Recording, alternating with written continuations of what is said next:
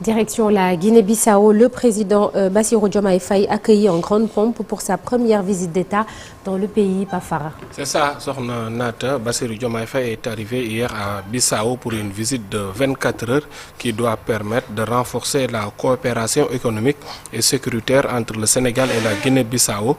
Jamais encore depuis l'indépendance bissau-guinéenne en 1974. Un président sénégalais n'avait effectué une visite de ce rang protocolaire le plus élevé dans le pays.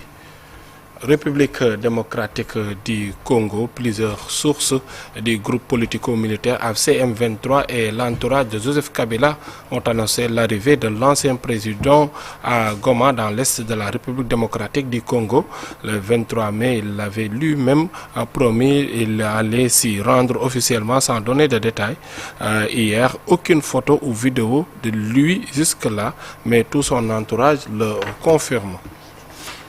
Guerre Ukraine-Russie, le chancelier allemand a affirmé hier que les principaux alliés occidentaux de l'Ukraine, dont l'Allemagne, ne fixent plus de restrictions sur la portée des armes fournies à l'Ukraine, sans toutefois dire concrètement ce que cela signifiait pour les livraisons au futur. Aux États-Unis, les États-Unis du moins, NATO célèbre donc le Memorial Day, fête nationale pour rendre hommage aux soldats tombés sur le champ de bataille.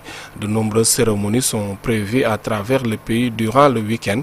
Le président Trump a déjà pris part à certaines commémorations. Il est allé prononcer un discours lors de la cérémonie des diplômes de l'université militaire West Point, lui dont la relation avec l'armée n'a toujours été sans fracas. Pour finir, Royaume-Uni, une voiture a foncé hier en fin de journée sur la foule à Liverpool lors de la parade de la victoire du club de football du Liverpool FC en Premier League, faisant plusieurs blessés.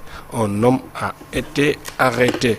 Et nous reviendrons tout à l'heure, Nata, avec donc en France, 2 textes sur la fin de vie seront soumis ce mardi 24 au vote solennel des députés.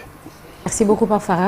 À retrouver l'actualité internationale dans une vingtaine de minutes. Gamdi Niang, ingénieur de conception, expert en géotechnique, président de l'ALBEC. L'ALBEC, c'est l'association des laboratoires et bureaux d'études géotechniques. Il sera avec nous dans la seconde partie pour la chronique du jour. On va parler des effondrements de bâtiments, les causes d'une hécatombe.